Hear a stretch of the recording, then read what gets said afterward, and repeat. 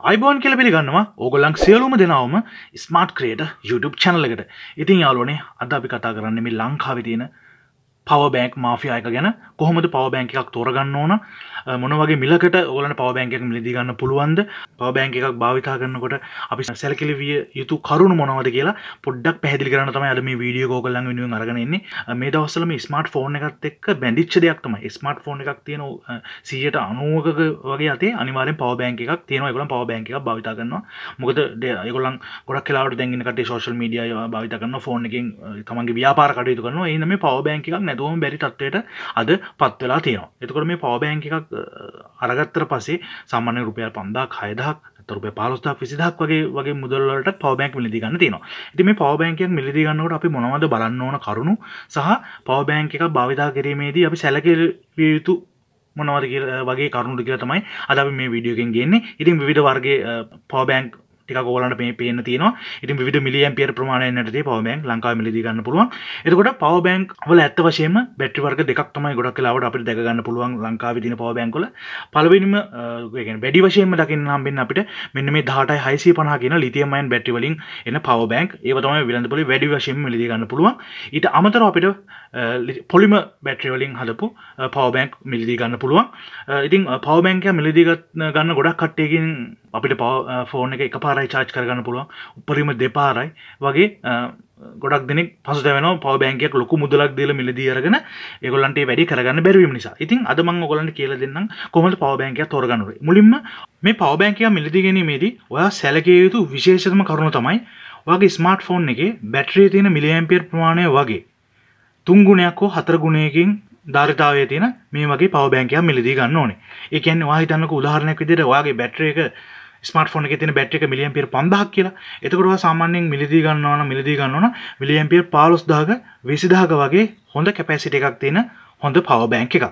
එතකොට තමයි ඔයාලට පුළුවන් වෙන්නේ වැඩි වාර ප්‍රමාණයක් ඔයාගේ දුරකථනය නැවත charge කරගන්න හැකියාව ලැබෙනවා.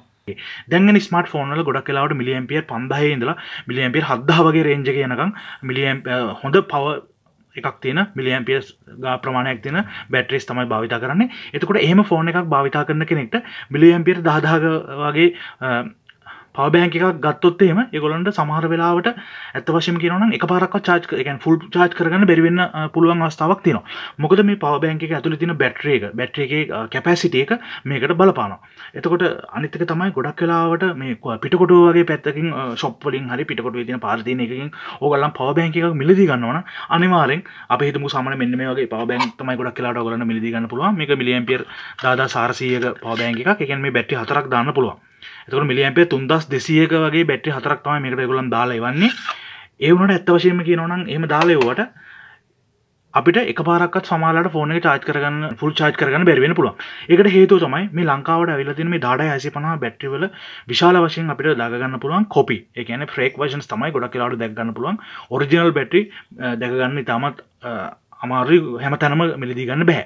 ඉතින් සාමාන්‍යයෙන් මේ ලිතියම් 18650 original බැටරි එකක මිල රුපියල් ඔරිජිනල් එකක් සාමාන්‍යයෙන් රුපියල් 1400ක ඉඳලා රුපියල් 2000 වගේ යනකම් මුදලකට වෙනවා. ඕගොල්ලන් හිතන්න ඒ වගේ බැටරි 4ක් දාලා ඉවර වෙලා මේ වගේ power bank කේසින් එකකට දාලා ඕගොල්ලන්ට රුපියල් 2500කට 3000කට විකුණන්න පුළුවන්ද කියන එක මුලින්ම ඕගොල්ලන් කල්පනා කරලා බලන්න ඕන.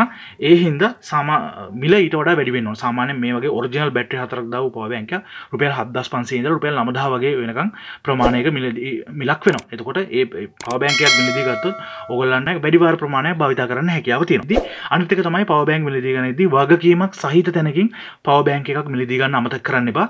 අඩුම වශයෙන් මාස 3ක වගකීමක්වත් තියෙන තැනකින් power bank එකක් මිලදී ගන්න. එතකොට ඕගොල්ලන්ට පුළුවන් මාස 3ක් වෙනි කාලයකදී හොඳට මේ power bank එක භාවිතා කරලා මේකේ මොනවා හරි ප්‍රශ්න තියෙනවා නම් ඕගොල්ලන්ට ඒකට මුදල හරි නැත්නම් ඒ power bank එකට power bank එකක් හරි නැවත රිෆන්ඩ් කරගන්න. ඕගොල්ලන් වැඩි මුදලක් දීලා වගකීමක් නැති තැනකින් power bank එකක් මිලදී ගත්තොත් මාසයක් දෙකක් යනකොට ඒකේ අවශ්‍ය කරන ඔයා බලාපොරොත්තු වෙන ප්‍රමාණයෙන් ඔයාට output එකක් ලැබෙන්නේ නැත්නම් ඔයා වේදම් කරු මුදලත් අපරාධේ.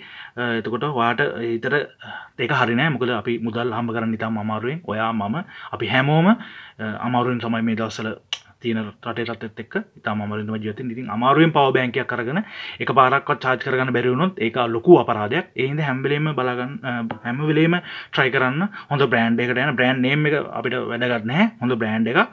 අනිත් එක තමයි brand එක හොඳ වුණත් මොන brand එකක් වුණත් වගකීමක් අඩුම මාස 3ක වගකීමක්වත් තියෙන පවර් බැංක් එකකට යන මාස 6ක් වගේ නම් වඩාත් හොඳයි. ඉතින් මිලෙහි පොඩි වෙනසක් තියෙන්න පුළුවන්. ඒ වුණාට මේ වෙනස ගැන වැඩි හිතන්න එපා. මොකද ඔයාලට වැඩි කාලයක් මේ පවර් බැංක් එක භාවිතා කරන්න පුළුවන්. මොකද මේ වගේ 18650 පිටකොටුවේ තියෙන 18650 බැටරි දාලා හදන මිලියම්පියර් 3500 කියලා ඔයාලට ගලවලා බලනකොට මේ බැටරිය පෙවුනට ඇත්තටම මේක අපිට ෆුල් charge කරලා ලිටර් කලා ඩිස්චාර්ජ් එකකට දාලා බැලුවොත් එහෙම අපිට මේකේ මිලියම්පියර් 2000 2500ක් වගේ තමයි උපරිම බලා ගන්න පුළුවන්. මොකද මේවා කොපි versions නිසා. අනිත් එක තමයි පවර් බැංක් එක ගන්නකොට හොඳ weight එකක් තියෙන්න ඕන. weight බර ගැන වැඩි හිතන්න එපා. මොකද සමහර වෙලාවට මේ පිටකොටුවේ තියෙන පවර් බැංක් වල මෙන්න මේ වගේ සෙල් ඇතුළට වැලි පුරවලා ඕගොල්ලන්ව මුලාවේ දාලා විකුණනවා. සමහර වෙලාවට ලොකු නට් ගම් දාලා අලවලා තියෙන සමහර වෙලාවට බැටරි 4න් 2ක් හොඳයි. අනිත් දෙක නිකන් ෂෝට් කරලා ඉවර වෙලා ඒ වගේ විකුණනවා. ඉතින් වියදම් කරන මුදලට සාධාරණයක් වාට ලැබෙන්න නම් අනිවාර්යයෙන්ම පවර් බැංක් එකක් මිලදී ගන්නකොට වගකීමක් සහිත තැනකින් මිලදී ගන්න.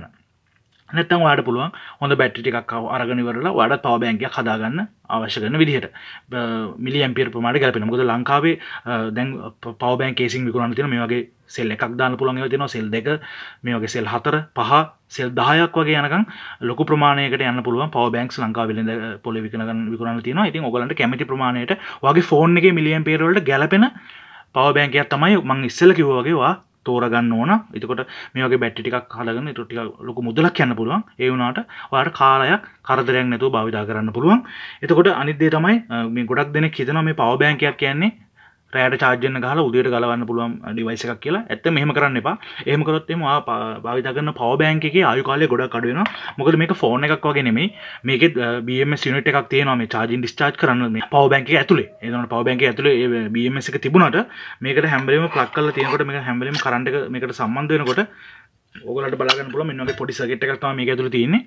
මේ circuit එක හැම වෙලේම current එක යනකොට මේක ඉක්මනට සවුත් වල යන්න පුළුවන්. සමහරවිට මේ circuit එකේ මොන හරි දෝෂයක් තිබුණොත් එහෙම බැටරි ඩැමේජ් වෙලා යන්න පුළුවන්. බැටරි සවුත් වෙලා මේක පුපුරනවා වගේ ඒ වගේ දේවලුත් වෙන්න පුළුවන්. ඒ හින්දා හැම වෙලේම පවර් බැංක් එකක් කියන්නේ මම ඉස්සෙල්ලා කිව්වා වගේම රෑට charger එකට ගහලා උදේට ඔෆ් කරන දෙයක් නෙමෙයි. ඕගලන්ට පුළුවන් මේක ඉන්ඩිකේටර් එකෙන් පෙන්නනවා මේක full charging කොච්චරක් තියෙනවද full charge වුණාම කොහොමද කියලා. ඉතින් ඒක ඕගලන්ට පුළුවන් වෙන්න ඕන ෆුල් චාර්ජ් වෙච්ච ගමන් මේක ගලවලා දාන්න. එතකොට ඔයා හිතනවට වඩා වැඩි කාලයක් ඔයාලට මේ පවර් බැංක් එක ඉතාමත්ම හොඳට භාවිතා කරන්න හැකියාව ලැබෙනවා. ඉතින් අද මේ ගෙනාපු වීඩියෝ එකේ ගැන ඔයාලට යම්කිසි අදහසක් තියෙනවද? යම්කිසි මොන හරි ඔයා මට අපිට වඩා දැනුමක් තියෙන කෙනෙක් නම් ඔයාලට පුළුවන් අපේ පල්ලෙහා කමෙන්ට් සෙක්ෂන් එකේ කමෙන්ට් එකක් දාන්න. මොකද මේ කමෙන්ට් කියන්නේ අපිට ගොඩක් වැදගත්. මොකද ඕගොල්ලන් දෙන අපි දන්නේ නැති දෙයක් අපි ඉගෙන ගන්න කැමති. ඉතින් මේ විවිධ වාදිලි වල පවර් බැංක් භාවිතා කරන කට්ටිය ඉන්න පුළුවන්. ඉතින් ඒගොල්ලන් පවර් බැංක් මිලදී මිල ඒගොල්ලන්ට ගත්ත මිලි ඇම්පියර් ප්‍රමාණය කොච්චර කාලයක් වාර කීයක් මේක charge ඒ පවර් බැංක් එකෙන් charge කරගන්න පුළුවන්ද කියලා පල්ලෙහා කමෙන්ට් සෙක්ෂන් එකේ කමෙන්ට් එකක් දාන්න. අදට අපි ගෙනාපු වීඩියෝ එක මෙතනින් අවසන් කරනවා.